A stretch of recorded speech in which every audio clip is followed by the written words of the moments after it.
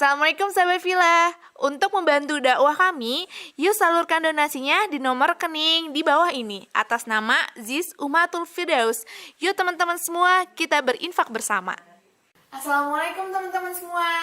Balik lagi di acara Cinta, curhatan indah tentang agama yang muda yang punya kajian. Alhamdulillah hari ini kita masih ketemu nih di kajian Cinta ini. Nah, hari ini kita bakal bahas yang kondisi kita banget, yaitu tentang pandemi COVID-19. Seperti yang teman-teman tahu, kalau pandemi COVID-19 ini sudah terjadi selama hampir 1 tahun, bahkan sebenarnya udah lebih dari 1 tahun. Diharapkan teman-teman juga tetap menjaga jarak, menggunakan masker, dan menghindari kerumunan. Hari ini kita bakal bahas gimana sih kita sebagai milenial untuk menghadapi COVID-19 ini, pandemi ini. Kita bahas bareng Ustadz Indra Andia. Assalamualaikum Ustadz. Waalaikumsalam warahmatullahi wabarakatuh.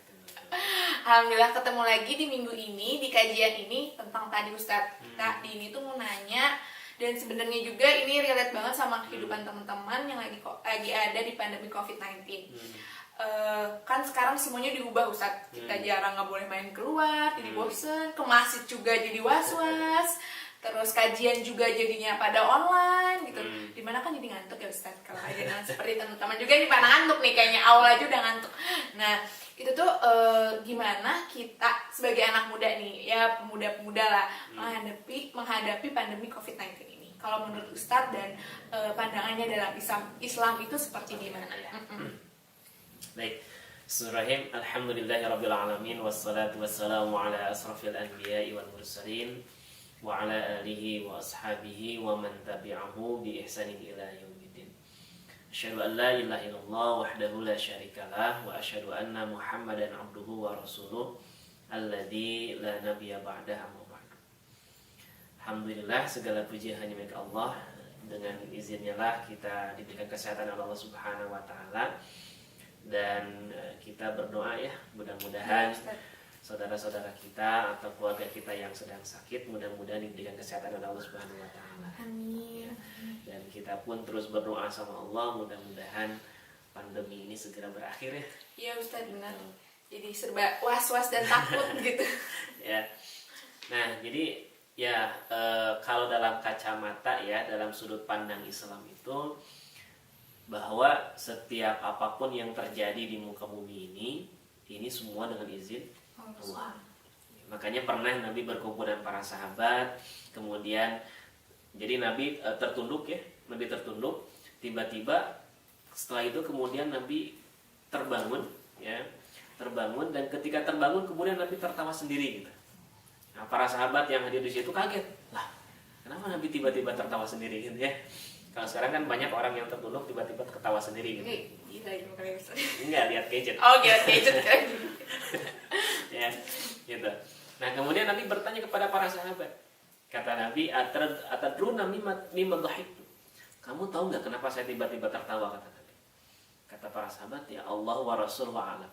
Allah dan Rasulnya yang lebih mengetahui. Kemudian kata Nabi SAW, "Ajibtu." Ada sesuatu yang membuat saya kagum. Ya, kepada siapa? Lil mukmin, kepada orang-orang yang beriman. Apa ya Rasulullah yang membuat kagum pada orang-orang yang beriman? Kata Nabi, la yaqdillahu qada'an illa kana khairan lahu. Jadi Allah tidak menetapkan sesuatu kepada orang yang beriman itu kecuali itu pasti baik. Gitu, ya. Jadi kalau orang yang beriman itu ditimpa apapun, dikasih apapun oleh Allah, maka dia akan berpandangan baik. Bahkan itu menjadi nilai kebaikan. Coba, sekarang pandemi ini udah hampir setahun ya? Iya, hampir setahun. Tadi ya jadi nggak bebas gitu ya, timbul was-was dan sebagainya.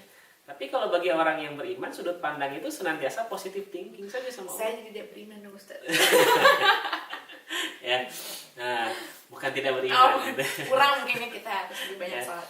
Ya, jadi kita mesti berpositive thinking. Ya, kita mesti berbaik sangka sama Allah. Tidak boleh kita menuduh hal-hal yang buruk kepada Allah. Jadi kalau kita lihat kacamata yang negatif, pasti semuanya buruk. Tapi kalau kita melihatnya kacamata positif, insya Allah semua akan bernilai kebaikan. Ya, akan bernilai kebaikan. Kalau dulu ketika sebelum pandemi bebas kemana-mana, ngapain kemana-mana? Astagfirullahaladzim. Kan harus jelas juga sih ya, harus jelas juga ngapain kan gitu. Tapi ketika pandemi kemudian harus stay di rumah gitu ya. Nah, tidak kemudian menjadikan dia jadi ya memang kalau bosan jenuh manusiawi ya. Tapi bagi orang yang beriman maka dia akan berpikir sesuatu yang bagaimana supaya ini menjadi nilai kebaikan. Ya, jadi nilai kebaikan. Mungkin kalau dulu sering keluar rumah sehingga alasannya apa? Ketika tidak baca Quran alasannya sibuk. Kalau di rumah terus apa alasannya? Asik berarti memang. Ya jadi tempat introspeksi kita ya, waktu introspeksi diri kita juga ternyata COVID-19 ini. Betul ya. Jadi kalau dulu misalkan ya mau ngobrol sama keluarga karena masing-masing punya kesibukan susah. Nah, sekarang justru kesempatan untuk kemudian bisa membangun komunikasi dengan keluarga. Jadi kita berpikirnya apa? Berpikirnya adalah positif. Selalu baik. Ya, mau ditimpa ketika Allah kasih sehat, baik enggak? Baik. Kalau Allah kasih sakit, Baik juga insya Allah. ya, walaupun kadang mungkin namanya manusia Ustadz, saya juga ya, jadi kadang begitu manusia ketika Allah dikasih sehat, segala hal dilakukan gitu ya. Ketika sakit baru dia putus asa sama Allah kan gitu. Padahal kalau bagi orang yang beriman enggak, dikasih sehat alhamdulillah dia semakin dekat sama Allah. Dikasih sakit juga dia tetap bersabar kan?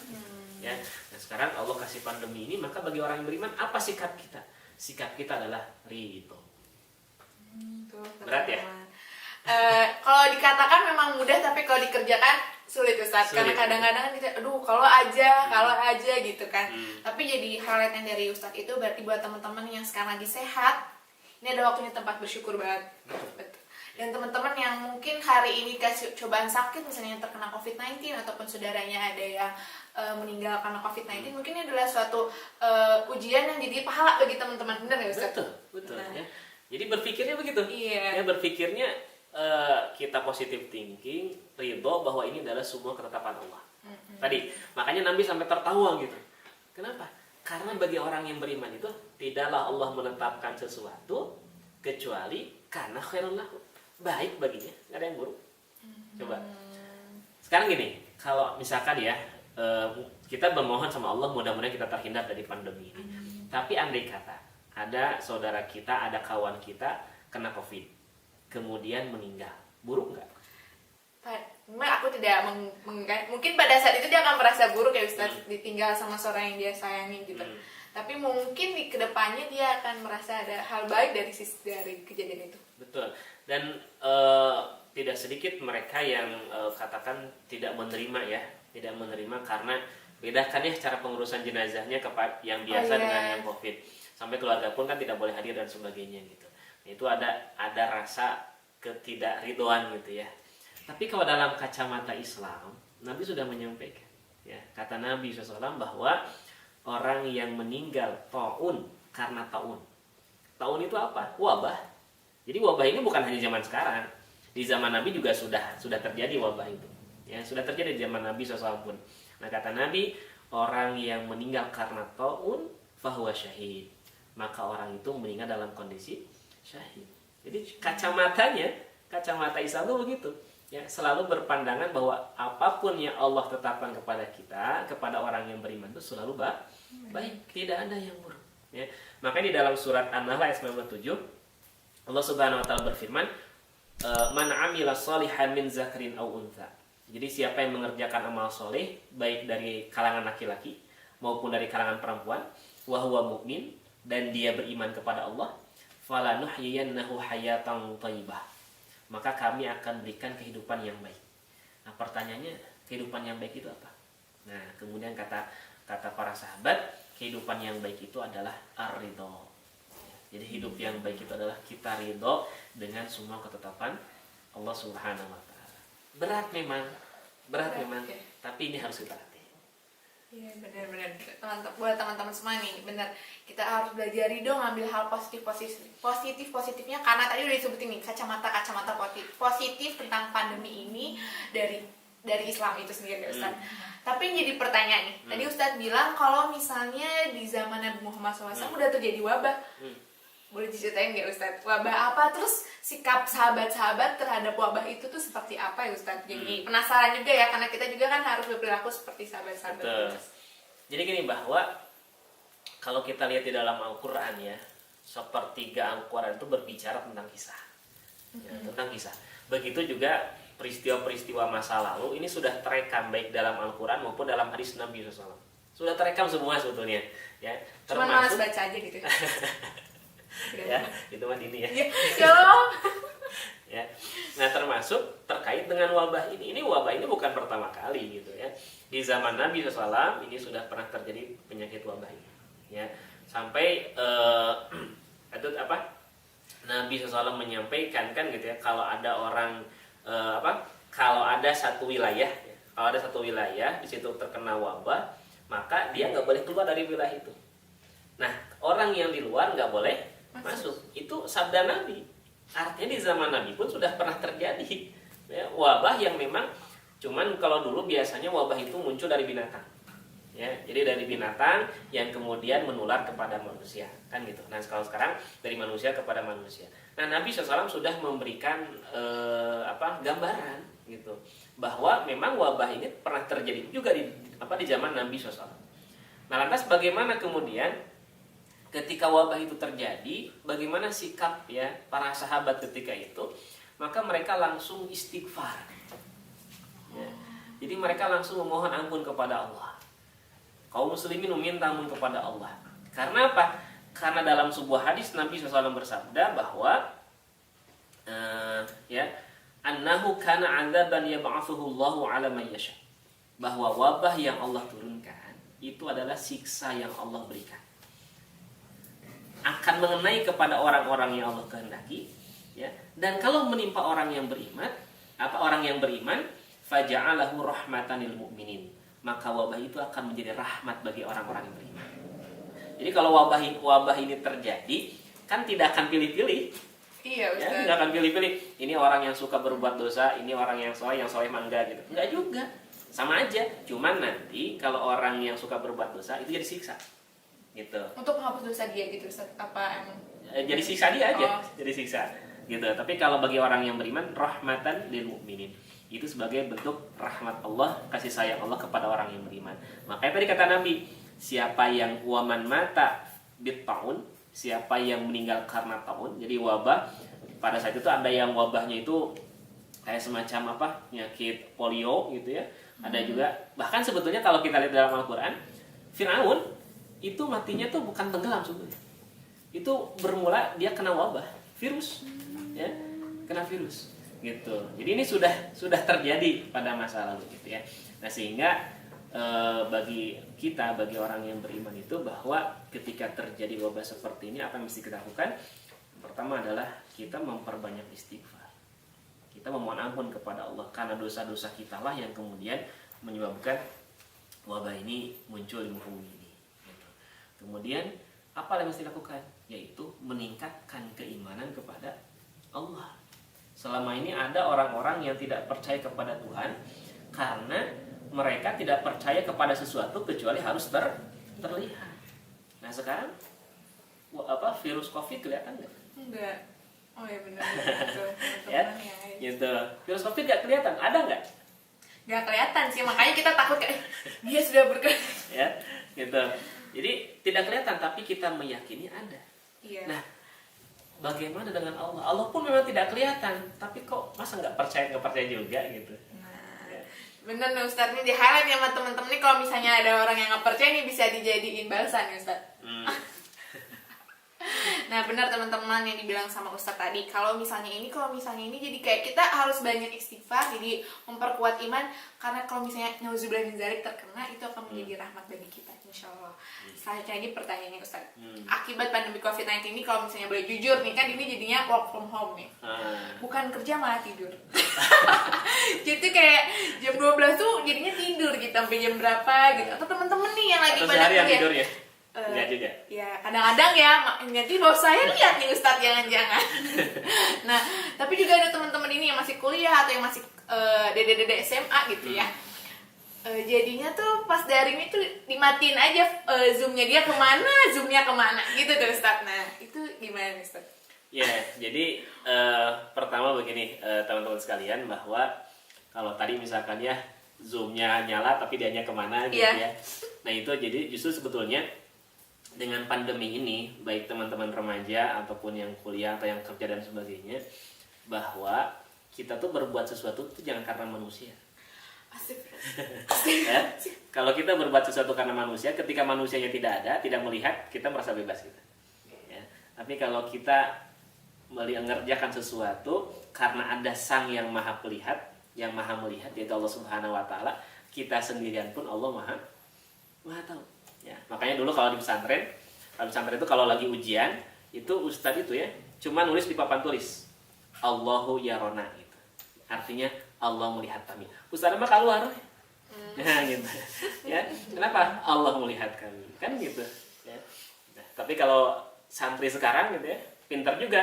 Ditulis di bawahnya, ya. Wallahu ghafurur rahim. Allah Maha Pengampun. Jadi seimbang nih. Ya gitu. Jadi kita mesti meyakini bahwa Allah melihat setiap aktivitas kita, gitu. Nah, kemudian ini hati-hati juga bahwa suka malas Ustaz. Nah, bagaimana kalau dengan bekerja di rumah atau juga stay di rumah, akhirnya kemudian menjadikan kita jadi malas gitu ya. Iya, benar Ustaz. Nah, Ibnu Qayyim Az-Zaujiyah itu dalam kitabnya beliau menjelaskan kepada kita, itu ada tahapan setan untuk menyesatkan kita. Ya. Jangan-jangan Ustaz lama saya WFA, setan-setan situ ya Allah sudah berhasil Ustaz. Banyak banget ya. Ya. Itu jebakan setan beberapa tahapan. Tahapan yang pertama, setan itu akan menawarkan supaya kita kufur kepada Allah, nggak iman kepada Allah. Nah, kalau ini nggak berhasil nih, maka setan akan menawarkan yang kedua, kita berbuat syirik. Berbuat syirik juga nggak berhasil, setan akan menawarkan supaya kita berbuat dosa besar. Ya. Dosa besar juga nggak berhasil, setan akan menawarkan kepada kita supaya kita melakukan perbuatan dosa-dosa kecil. Nggak berhasil juga. Nah, ini yang kelima nih. Setan akan menjebak kita dengan al-mubahat, sesuatu yang mubah. Tidur itu boleh nggak? Boleh. Tapi kalau tidur seharian? Jadi sehat. Nggak boleh Ustaz. Ya, artinya sesuatu yang mubah itu boleh. Tapi ketika mubah itu berlebihan, justru kita meninggalkan hal-hal yang lain yang lebih bermanfaat. Sekarang kalau misalkan seharian tidur seharian tidur ya. Sholatnya kapan gitu? Iya, cuman bangun untuk sholat Ustaz. Bangun untuk sholat, tidur lagi gitu. Tidur lagi. Ya. Jadi kalau orang yang tidur itu boleh silahkan. Tapi ketika dia beraktivitas yang lain, kalau rumah kotor dibersihkan, lebih manfaat mana? Bersih-bersih rumah atau tidur? Bersih-bersih rumah Ustaz. Ya. Jadi teringat mama saya di rumah. Ya, nah gitu. Jadi setan itu akan menjebak kita dengan hal-hal yang mubah, yang secara agama boleh, nggak dilarang. Ya, boleh.